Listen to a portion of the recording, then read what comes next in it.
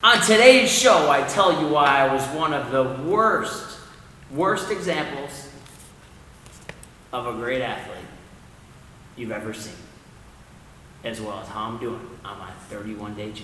Welcome to Turf Talk, where we teach you how to dominate your sport and take your game to the top, no matter what sport you play.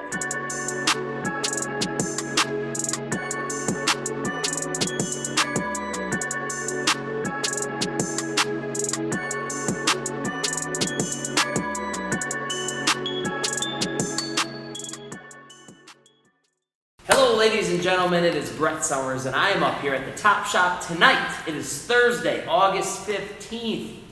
That means that I'm 15 days into my 31-day challenge. No processed foods, no additional sugars, extra protein, no milk, nothing. Just straight clean dieting all August long. Feeling good, thinking good, waking up with a lot of energy, and trying to pull as many people in as I possibly can. Britt fell off. She already hit a little chocolate the other day. She went on a run, polished the run off with a little chocolate. Don't want to throw her under the bus.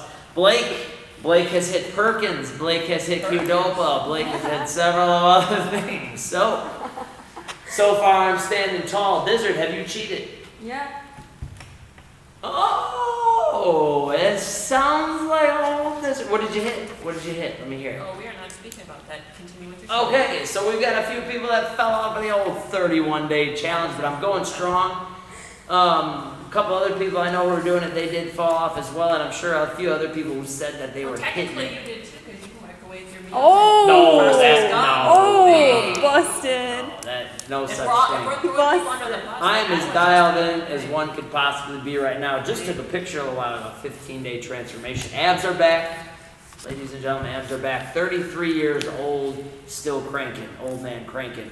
But again, today is Turf Talk. So today we're not talking about me. We're trying to talk about you guys. But I will tell you a few personal stories of bad examples of an athlete. Something that you guys won't want to follow. Now, let me just get right into that so I don't waste anybody's time tonight. Now, first of all, thank you guys for tuning in. If you don't know who I am, my name is Brett Summers. I'm a strength and conditioning coach. I've owned and operated Top Line Strength and Conditioning Training Gym in Glendale, Wisconsin since 2008.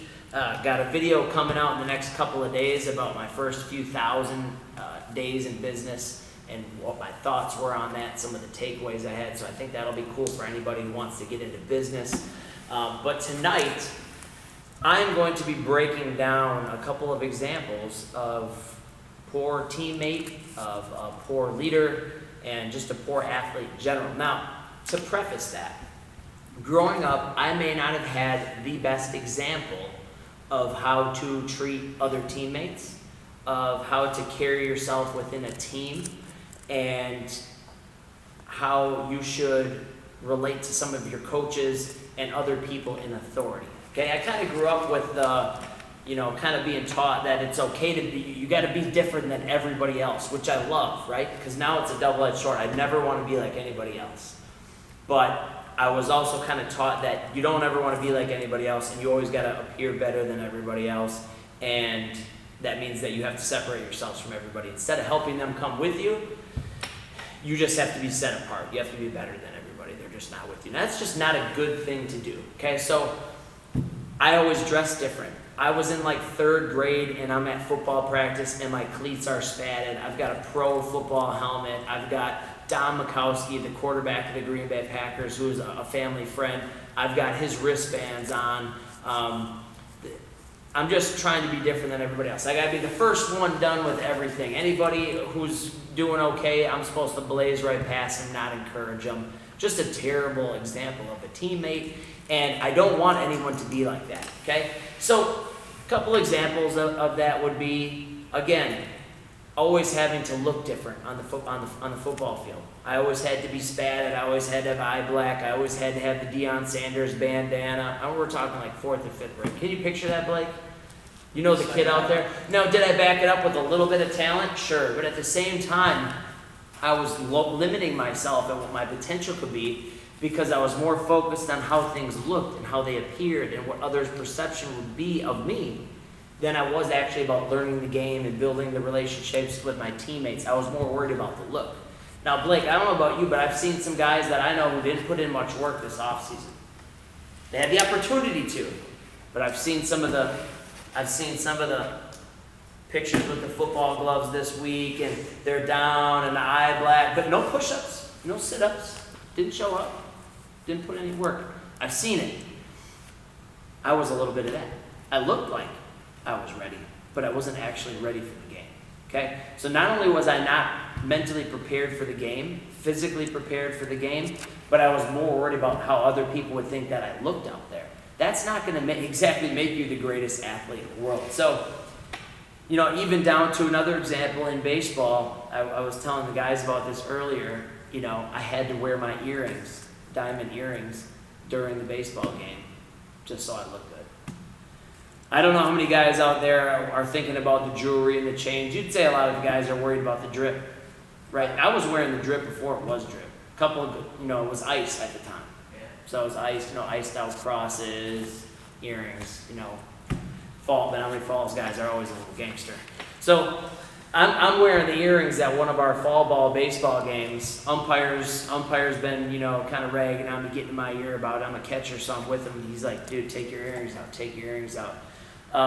Got to a point in the doubleheader where I'm crushing the ball, I'm raking, I'm doing what I need to do at the plate, and the umpire doesn't, you know, probably like me too much, so he gives me a couple of terrible calls. Me and him go back and forth a little bit. We're chewing each other out here and there. Next inning, he says, if you don't get the earrings out, you're out of here. At which point, I lost it. I lost my cool. I went off on the guy. I may have let out a couple of cuss words and maybe, you know, kicked a little dirt, and eventually got booed off of the field by our own fans from Menominee Falls. So it wasn't my biggest shining moment as an athlete, and just another one I look back, I just shake my head. I shake my head at the way that I treated teammates. I shake my head at the way that I talked to coaches and umpires. I shake my head at the way that I dressed and thought that I needed to be different than everyone on the team. I shake my head at the way that I thought that everything revolved around the way that I showed up, and the way that when I wanted to come and what I wanted to practice or what I wanted to work on. I'm ashamed of all of those things. And it took for me to go from high school to the Division I level, to where I finally got humbled, and to where I finally fell in. And what I really wanted to do is I actually wanted to blend in, so to speak, so that I could learn the system and earn my keep and put in work and start to strength train and start to eat and start to build a relationship with the coaches and be mentally prepared and read books. And I just wish, looking back, I would have had someone like me now, who my goal is always to coach people to do the exact opposite of some of the things that I did when I was really young, and start to do some of the things I not only did in college sports, but then did now in business. So again, just to recap that, make sure that you're treating your teammates with respect. Make sure that you're treating your coaches and the umpires and the fans with respect. Make sure that if your team has a dress code, right? I watched on, what's the football show, Last Chance U? Mm-hmm. And the coach says, you tuck in your shirt, We're not going to be like them. You tuck that shirt in, otherwise you're not going to go in. If you have a coach like that, do it, right? You'll have the Pete Carrolls and some of those coaches who let their team be a little bit more lax and play fast and loose and wear what they want. But don't worry about what you're wearing. You know what I mean? The dudes with the visors who didn't do no push-ups, no sit-ups, nothing. You guys are wearing the visors like you guys did something. You ain't got nothing. You don't need the visor. Take the visor off. They've got, you know the dude on the sidelines? We should make like a little image of this. There's the dude on the sideline. He's got the wristbands. He's got the gloves. He's got the visor. He's got the cleats batted up. Britt, do they have this in soccer? Do you have anybody on the sidelines who got like all the gear? Oh, yeah. They got like the full soccer get up on. And at the end of the game, not a grass stain on their jerseys. Not one rep in the game, but on the sideline. They got eye black pulled all the way down. We had a kid at Concordia back in the day. Me and my buddy Nick used to pick on it a little bit. Shouldn't have been picking on it. But dude came out, every dude's full uni. Under Armour, you know, all the little mini wristbands. He was fully decked out. But he was worried about the way he looked, right? Now this is a life lesson, because sports teaches you a lot about life. In life, if you're worried about your perception of others, you're going to be worried about the car that you drive. You're going to be worried about the house that you have. Sometimes you're going to spend more money on things just because of what someone else might think, and you might not even care about it. It might not even be important to you. But you'll spend the time and the energy and stress about it and worry about it. And that's what happens with athletes. When all the while, all you had to do is worry about the practice. Learn the game plan. I wish I would have done things like I started doing it in college. I would go out to lunch with the pitchers. I'm the catcher. I'd go out to lunch with my pitcher. I'd take him out to lunch. We'd eat. We'd talk about the game plan. We'd talk about what was working during the week in our bullpens. Our relationships were a billion times better. And I had guys like Alex Tomter and Trent Duckett, some of these guys that I was playing with, great guys. We had great relationships. So I know if the two seam's running right, we can run with it. I know if the curve's running right, we can run with it. But I had the relationship. I wish I would have just spent time getting to know the third string or fourth string backup. I texted Quentin Redding the other day and I just said, hey man, make sure that you're always encouraging all the guys underneath you, the second and third and fourth string guys, because you're the leader. You're the dude that put in the work. They look up to you. So make sure you just take a minute just to do that. And the only reason I send that message out rather than, hey, ball out, you're going to ball out, I know he'll ball out. But I want him to bring the other guys with him. And that's what I try and do in the business. You guys could probably attest that. I want to see you guys succeed. So here's what you should do. So I'm always trying to tell people how to be better than me and avoid all the stupid, dumb, idiotic mistakes that I made. And they got me into trouble. They built me up a reputation. And that reputation from a very young 8th, 6th, 7th, 8th grade preceded me into high school in politics at Menominee Falls, which is known for their politics. So hopefully they watch this and know about it. And sometimes you guys at the Falls put me on the defensive to where I had to keep that swagger just to be able to keep the skin thick enough to be able to put up with you. I'd get railed on after games because I had an afro. I'd get railed on because I had a pager. Pagers were dope. If you had a pager, you were cool. But why was the coach worried about that? Why didn't the coach pull me aside and talk to me about it? I'll never know those things, but I was young. I didn't really know what I was doing yet. I hadn't grown up. I hadn't matured. And any kid that comes in here, any kid that's watching this, or any parent, if you bring your child in here, and I know they might be 15, 16, 17, I know they might have some BO and they might, be getting a little bit older, but they're still a kid. They're still a child. Their brain is not fully developed yet. So when you get around here, like guys like Blake and people like Britt who have played athletics at a high level, and myself, we're going to try and teach them things that other coaches aren't worried about. I think that's one of the big things we do here that's different, is we're going to take your kid and we're not just going to work on the skills, and Blake's not just going to work on their 3-step drop. He's not just going to work on how they can do the read option. He's not going to worry about just those types of things, even though they're important. Blake's going to go talk to those kids about their desire, their passion, about how that kid can take their game from just being I show up and practice to this is something I value, and that this is something that I'm going to put my heart and soul into because it's something I need and I want and I desire. So it's a deeper than a game. I feel like Britt, she was a soccer player, so passionate that it took her from having knee injuries, multiple, one after another, and she kept coming back because it was something that's inside her. The fire's still inside of her. She looks like she's ready to get a couple of touches in on the ball right now. She's back there. We got to pry her away from things sometimes because she wants to do it so bad. But that's the passion that I think I should have been pushed to that. Passion doesn't have to be ego. Passion doesn't have to come across as better than. It can be us. It can be we. We can be good as a team. I can still excel. Your kid, your son or daughter can still excel and be looked at as someone who is maybe on a higher level as an athlete. But what's really going to get them that recruitment, what's really going to get them that scholarship or attention, is if they actually care about their relationships with their teammates. They actually shake hands with the other team at the end of the game. They show good sportsmanship and team camaraderie. They communicate with their coach. And anytime you tune into this show, we're not always going to be talking about me. We're going to have other athletes on here. I hope everyone knows that. We're going to be talking to people in all sorts of different sports. But no matter what, when they tune into this show, I want you guys to realize that sports is not just about the game. Sports is not just about the ball and the X's and the O's. Sports is about who you are as a person. Who you are as a person is going to dictate a lot. We've seen that now in the public. Antonio Brown. And I don't really like to talk about other people. I don't like to throw other people under the bus too hard. But Antonio Brown, it's kind of like at the point where it's like, dude, no matter how talented you are, T.O. got to that point. They didn't want to touch him anymore. He could have played a couple more years. Is there anybody in soccer who was like that? Oh. Or are soccer people all pretty on point? No, they're not on point. No egos in soccer? Oh, Hope Solo. Hope Solo's a little out there? Yeah. Okay. I can't speak too much about it, but we all know that person that's taking their own stuff to a new level. And people don't like that. Why do people hate on Tom Brady? But people know that he's there. He'll take the pay cut so he can win championships. Just put on somebody's Instagram.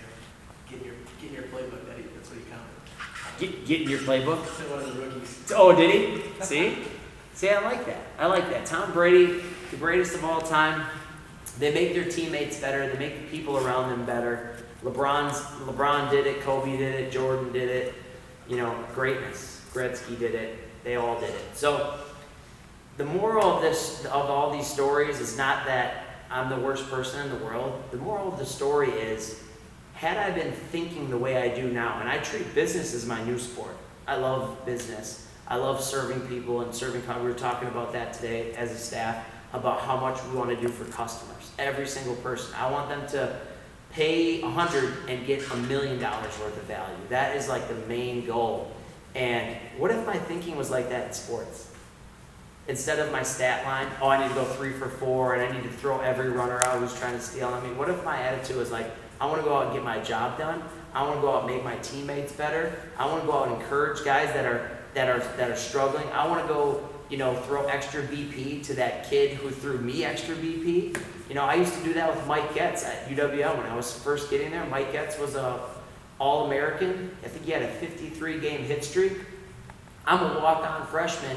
He's a senior and getting looked at in the major leagues. Eventually got drafted by the Brewers. And while everyone else was slacking, I was always in the gym. So he'd be like, Summers, will you come throw me BP? Summers, will you come throw me BP? I'd always go throw him BP. It didn't throw me much BP back. You know what I mean? It would have been cool if he would have just been like, why don't you take a few hacks? Why don't you get a couple extra hits? And that would have meant a lot to me and probably put a lot of confidence in me. But it's just one of those things, man. Be a good person, and you'll become a good athlete. Be a good person, and you'll become a good teammate. Be a good person, and you'll become a good woman or man. Just one of those things I thought would be important to kind of touch on tonight. Just again, I got to go based off of the things I've went through, just who I am. I can't just sit up here and talk about topics that don't get me excited at all. I can do one thing. It would be make sure no kid ever has the attitude that I did, or ever thinks it's okay to have the attitude to where you can throw things around the dugout and have an attitude all the time. So that's all I got for today, ladies and gentlemen. How long did I go? 18. Okay, we got to get to 20 at least. Ladies and gentlemen, if you have not signed, if you're watching this and you're an athlete, your kid's an athlete, you have to come train here. Spin the camera just real quick. Can you spin it, or will it mess it all up? I think I might mess it up. We're going to throw some B-roll over the top of this just for a second. This place is built for athletes. I started this when I was 22. At 22, I had already realized that I was a complete idiot growing up. And the only thing I wanted to do from the time I finished college and didn't hit my dream of becoming a professional baseball player is help someone else become a pro. And help someone else get better. And help someone else become a better man or woman. Since 2008, I personally have coached, I've coached thousands and thousands and thousands of people.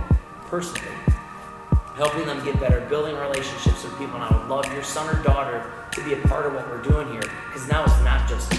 Now it's Blake, and he wants to take over the football world, and Britt wants to take over the soccer world, and Diz wants to take over the WWE, and we've got all sorts of other different people that want to come in here and be a part of this to help add value to other people's life. The community is crazy, it's awesome, great people here, and I think your son or daughter would love being a part of it. So we have hit 20 minutes, ladies and gentlemen. We have hit 20 minutes. Is it 20? What have we got? 30 seconds. 30 seconds. I can keep it going. If you haven't signed up for the Top Line Boot Camp, if you're a parent, right? Let's say you drop your kid off to get some sports training. Maybe you need to get in shape. We've also helped people lose 200 pounds, 100 pounds, 80 pounds, 60 pounds, 40 pounds. It doesn't matter. We've helped people since Diz first started in 2009, and she lost 200 pounds.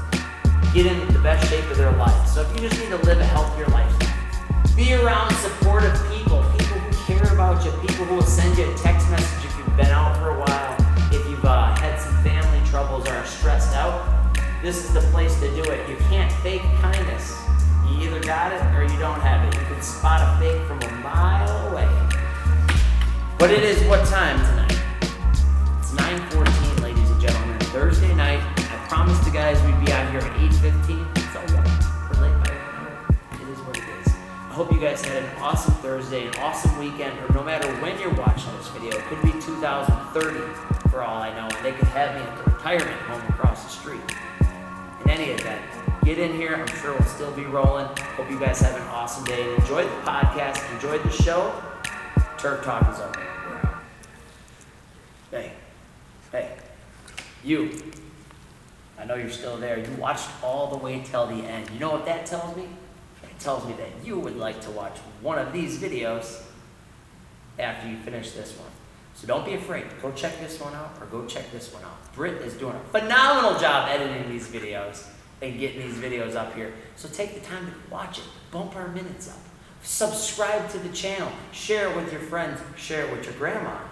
Share it with your boyfriend. Share it with a stranger on the street. Doesn't matter to us. Check one of these out.